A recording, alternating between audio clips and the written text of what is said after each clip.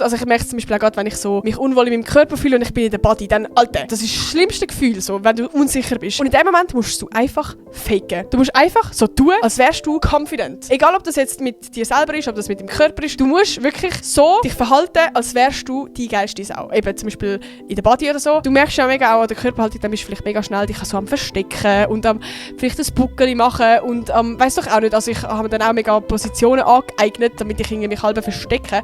Aber du musst genau das Gegenteil machen. Du musst eine Haltung haben von einem geraden Rücken, aufwärts hocken und eben gerade wenn du im Bikini bist, dann hockst du genau so da, wie wenn du den geilsten Körper hättest. Und das ist so krass, weil das hat zwei Effekte. Das eine, von außen, du wirkst auch komplett confident und ich schwöre es euch, confident macht so viel. Wenn ihr Confidence habt, dann strahlt das so fest nach außen. Das ist das Einzige, was dann am Menschen eigentlich auffällt und das ist ja positiv so. Also ich dann eigentlich euch faken fürs Umfeld und ich dann auch euch in dem Sinne auch selber manipulieren und verarschen, weil in dem ihr so eine Haltung habt, wo ihr euch confident fühlt, einen geraden Rücken habt und euch so verhaltet, als wärt ihr komplett confident, dann könnt ihr auch unser Hirn verarschen. Und dann passiert es nachher irgendwann auch wirklich. Dann ist unser Hirn so, okay, ja, fair, ich bin confident, okay, ich bin confident. Also wirklich, das ist, fake it till you make it ist wirklich der Gamechanger eigentlich für alles und das ist wirklich so eigentlich die grösste Manipulation, die ihr euch selber machen könnt, damit ihr ein gutes Selbstbewusstsein habt und ein gutes Selbstwertgefühl.